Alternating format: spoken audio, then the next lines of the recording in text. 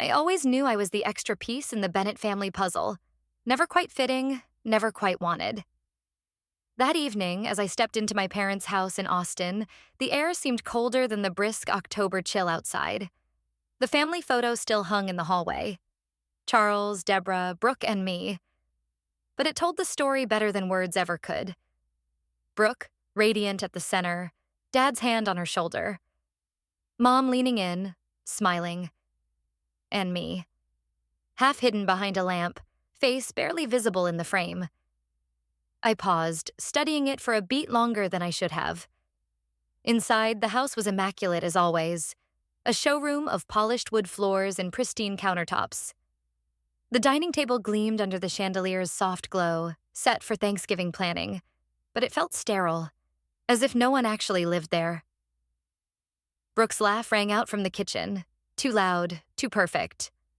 I squared my shoulders, reminding myself I belonged here too, even if it felt like I was crashing a party that wasn't for me. "Emily?" Mom's voice floated from the dining room, warm on the surface but cool underneath. "Come in. We've been waiting." I slipped off my coat, draped it over a chair, and joined them. Charles sat at the head of the table, posture rigid, his expression a mask of concern as he shuffled papers. Brooke lounged across from him, legs elegantly crossed, hair glossy, a glass of white wine in hand. Deborah hovered at the sideboard, arranging an already perfect cheese plate. "We were just talking about the company," Brooke said, her tone silky. "Dad's worried, of course, but I've been meeting with some really interesting people who could help." "That's wonderful," Mom chimed in, her smile tight. Charles nodded, glancing up just long enough to acknowledge me. "Sit down, Emily. We've got a lot to discuss." I sat, folding my hands in my lap. Brooke launched into a story about a charity gala she'd attended the night before, name-dropping guests and slipping in how her connections could open doors for the family business. Charles leaned forward, hanging on her every word. I tried to contribute, mentioning a recent project I'd spearheaded at work, an award-winning marketing campaign for a major client, but my words barely registered. "That's nice, Emily," Mom offered vaguely, already turning back to Brooke. I forced a smile, swallowing the familiar bitterness. Out of the corner of my eye, I spotted Charles's laptop on the kitchen counter. Its screen angled just enough for me to glimpse the subject line. Bank overdraft alert. My pulse quickened. "Dad, are you okay financially?" I asked, voice careful. Charles stiffened. "It's nothing you need to concern yourself with." Brooke leaned back with a knowing smirk. "We all know how Emily's ideas turn out. Let's not make things worse." I clenched my hands, biting back a retort. The conversation moved on without me, Brooke basking in the glow of admiration as if she were the family's savior. I sat there, invisible yet exposed, the weight of years of blame pressing down on me. As plates were cleared and the evening wound down, Charles finally turned his full attention to me. His gaze was steady, almost too steady. "Emily, there's something we'd like you to do. A small favor, really." He slid a thin folder across the table. Just a signature to help the family. My breath caught in my throat as I opened the folder, skimming the legal jargon. A loan guarantee. My name, my credit, tethered to the family business like an anchor. My heart pounded in my ears as I looked up, catching Brooke's smirk across the table. I stared at the document, heart pounding, while Brooke smirked across the table. They said it was just a signature, just a formality, just family. The words echoed in my head as I sat across from Charles in his corner office at Bennett Designs. Early November, sunlight filtered through the blinds, casting pale stripes across the paperwork spread before me. His desk, like the man himself, was imposing. Dark mahogany, perfectly polished, every pen lined up just so. I could feel Brooke's gaze burning into the side of my face as she stood nearby, arms folded, a picture of practiced patience. "You're overthinking it," Charles said, voice measured but firm, like a CEO negotiating a deal he'd already decided was closed. This is how families help each other. Deborah sat by the window, her hands clasped in her lap, gaze averted as if studying the weather. Don't make things harder, Emily, she murmured, her tone weary, like this was all inevitable and I was the obstacle. A flash of memory jolted through me. 5 years old, the sound of glass shattering in the kitchen, my favorite coloring book sliding off the table as I ran in to see what had happened. Brooke standing by the shards of Mom's crystal vase, wide-eyed. Then her voice. Emily did it. The weight of my parents' disappointment crushing me, even though I hadn't touched the vase. That same heaviness settled over me now, decades later as I stared at the paperwork in front of me. I forced myself to breathe evenly, flipping through the pages slowly. An innocuous-looking loan agreement on the surface. But something in the numbers felt off. An invoice for BK Private Holdings caught my eye. My stomach turned. BK? Brooke's initials? My phone buzzed on silent in my bag. Discreetly, I checked it. A text from Mila, my colleague back at the firm. You'll want to see this. Attached was a photo. Brooke, sitting at an upscale restaurant, laughing with a man in a tailored suit at least 20 years older than her. The caption, networking? I didn't respond. Instead, I tucked my phone away and returned my attention to the papers. Quietly, I began snapping photos of each page when no one was looking, my thumb brushing the shutter button like a secret act of defiance. The images uploaded automatically to my cloud.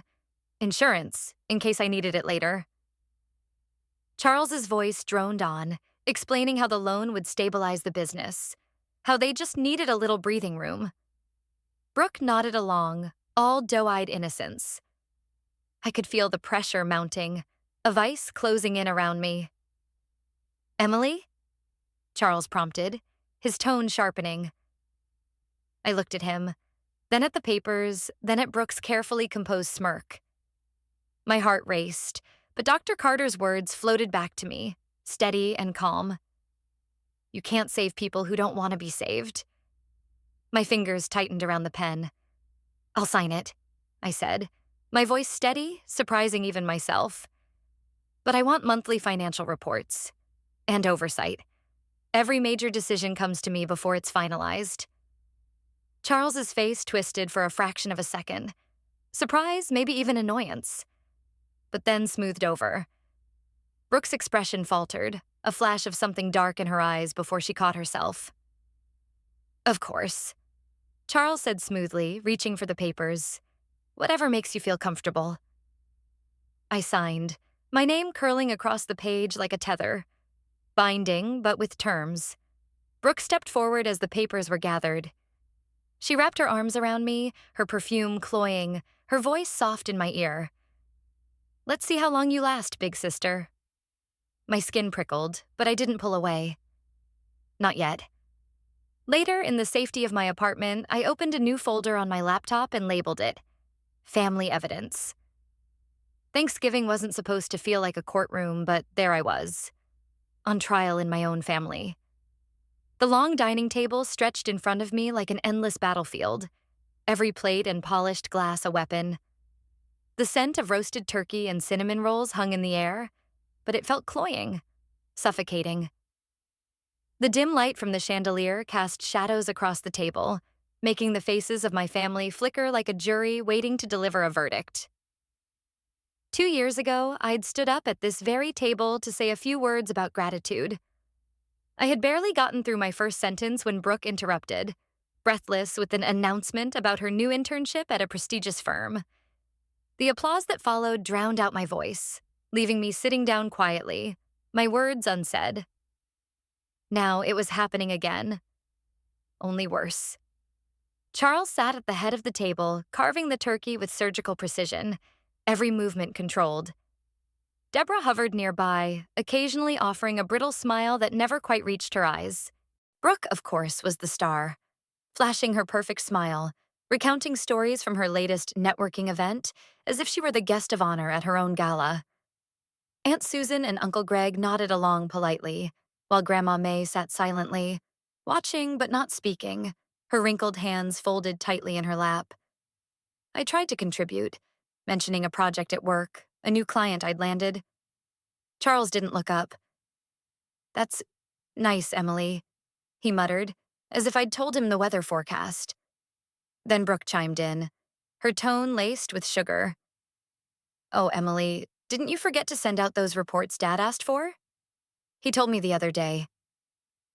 Her eyes sparkled with faux concern, lips curling in a half smile. I felt the air shift, the weight of the room turning toward me. Deborah sighed, her voice soft but cutting. "It's always been this way, Emily. You have a pattern of being ungrateful, of making things difficult." The words hit harder than I expected.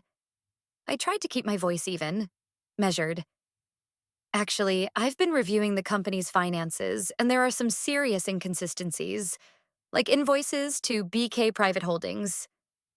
And Mila sent me a photo of Brooke having dinner with a man who—" "That's enough," Charles barked, his knife clattering onto the plate. "She's trying to ruin us," Brooke cried, her voice rising in practiced panic.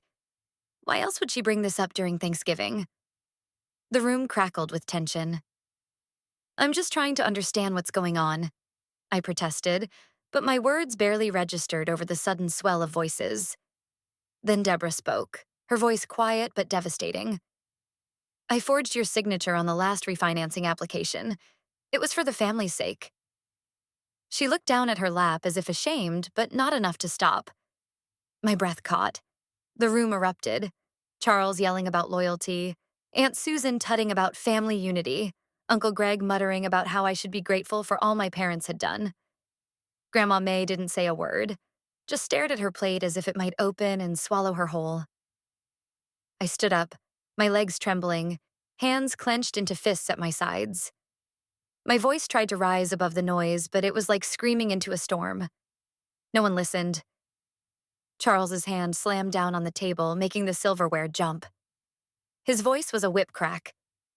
"You've ruined this family, Emily. Get out." For a moment, the room froze, my father's words hanging in the air like a final sentence. Then the noise resumed, voices tumbling over each other, blaming, accusing, justifying. I turned, my chest tight, and walked out of the dining room in silence. Clutching my phone in my pocket, I felt the cool metal against my palm. My lifeline, my proof, the seeds I'd already planted. My heart ached, but beneath the heartbreak, there was a strange, cold clarity. As I stepped out into the night, the front door clicking shut behind me, I didn't look back. I didn't need to. My eyes glinted with quiet resolve. The evidence was already sent. I thought I could breathe in Seattle's fresh air, but their voices still echoed in my head. Every morning, as the rain misted against my window and the faint scent of coffee drifted in from the street below, I tried to focus on the present, on the boxes I was unpacking, the mismatched dishes I bought at a thrift store, the soft glow of a new lamp I picked out just because I liked it. But their words followed me. Brooke's hissed warning, "Let's see how long you last," seeped into the quiet like a toxin I couldn't scrub out. My apartment was small, but it felt like mine. The walls were bare, waiting for pictures I hadn't hung yet, and the couch was secondhand, a little lumpy but comfortable. Each night, I curled up on it, clutching a blanket as if it could shield me from the memories that chased me across state lines. Mila's texts came in bursts of encouragement.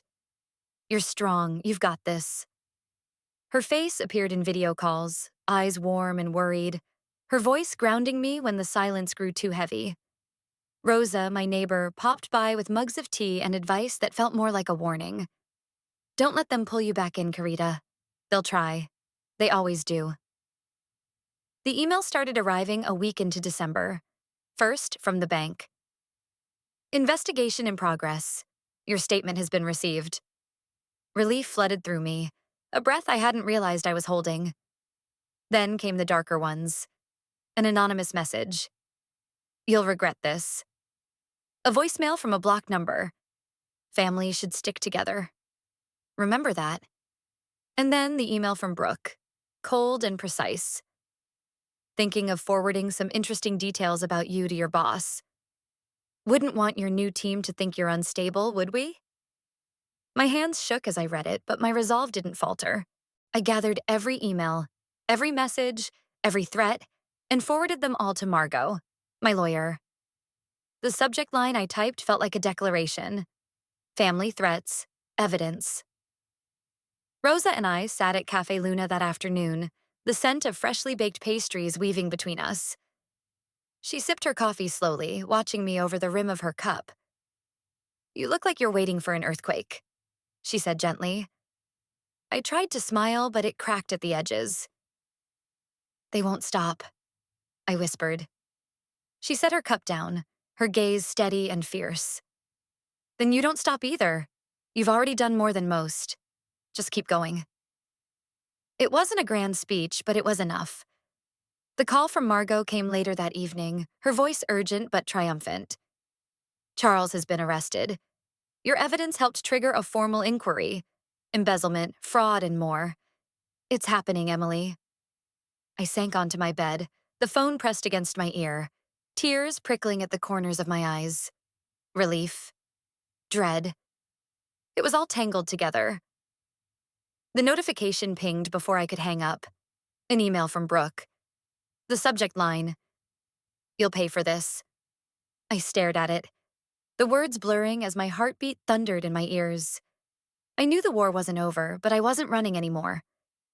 When the headlines hit, I realized the storm had truly arrived, and I was standing in the eye. The words screamed across my screen in bold, unforgiving font.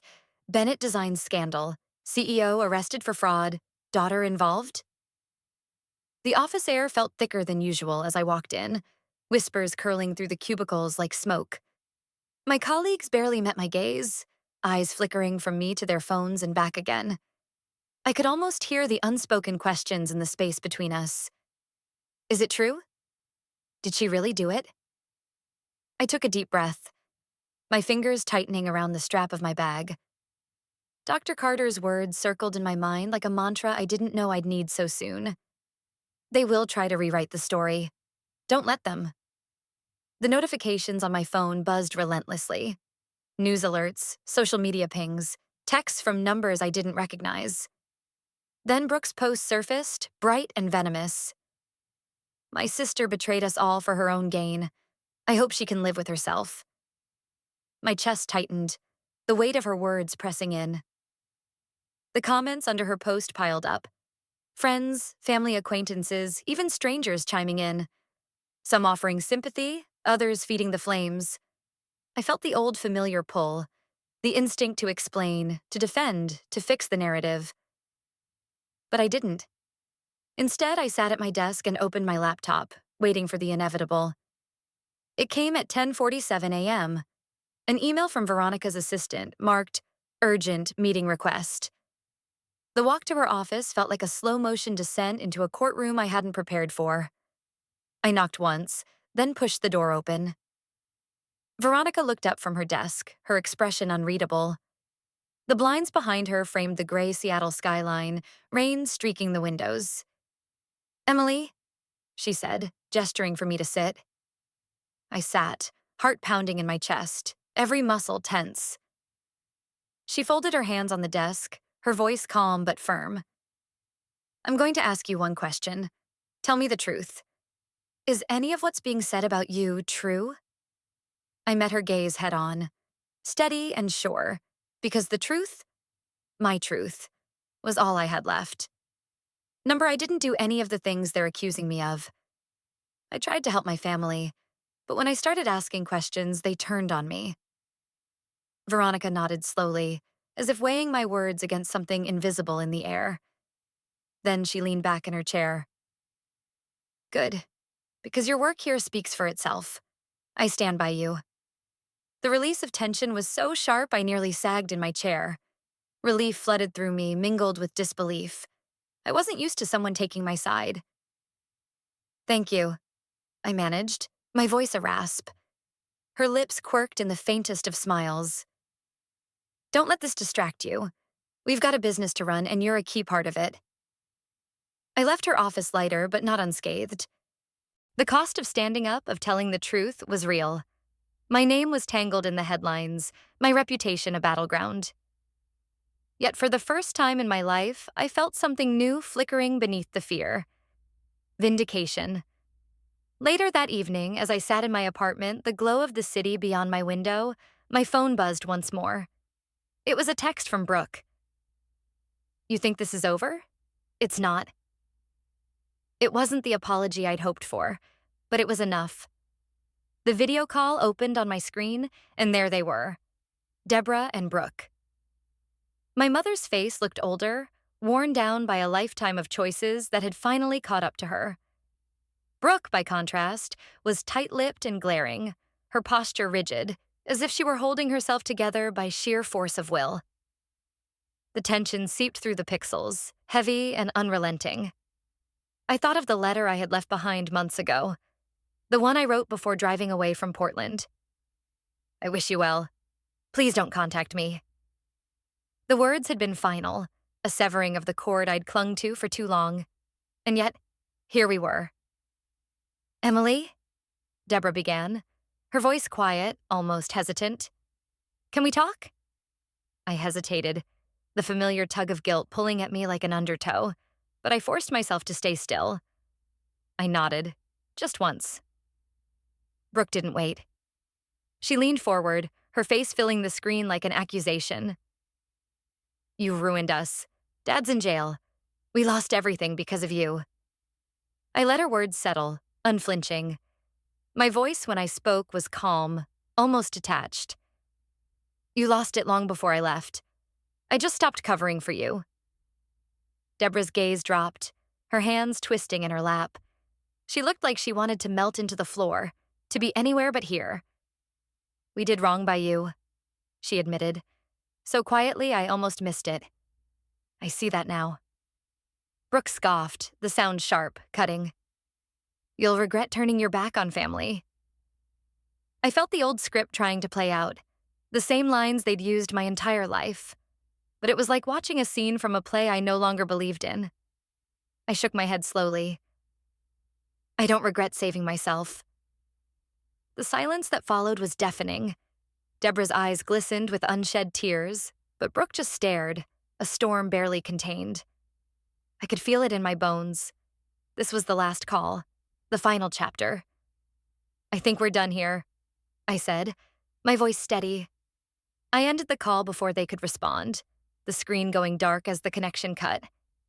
For a long moment, I sat there, staring at the blank screen, the weight of the past lifting like fog in the morning sun. I leaned back in my chair, exhaling a breath I hadn't realized I was holding. The apartment was quiet, the kind of quiet that felt like possibility, not emptiness. A soft knock at the door startled me, but I smiled when I saw Rosa standing there, holding a plate of Christmas cookies, her eyes crinkled in a warm, knowing grin. "Feliz Navidad, Emily," she said, handing me the plate. "Thank you," I whispered, the simple gesture filling the room with a warmth that no holiday card or family dinner ever had. I closed the door behind her and turned back to my small apartment. My space, my life. I may have lost a family, but I found myself. And that's a trade I'll make every time. The weight of betrayal lingers, but the echoes of victory ring louder. Emily's quiet courage and relentless pursuit of the truth tore down the carefully woven lies of a family that once thrived on control. Justice, though delayed, arrived like a long overdue storm, washing away the illusions that once held her captive. When injustice is met with unwavering courage, the final verdict can echo through a lifetime. In the end, standing up for what's right is the only story worth telling.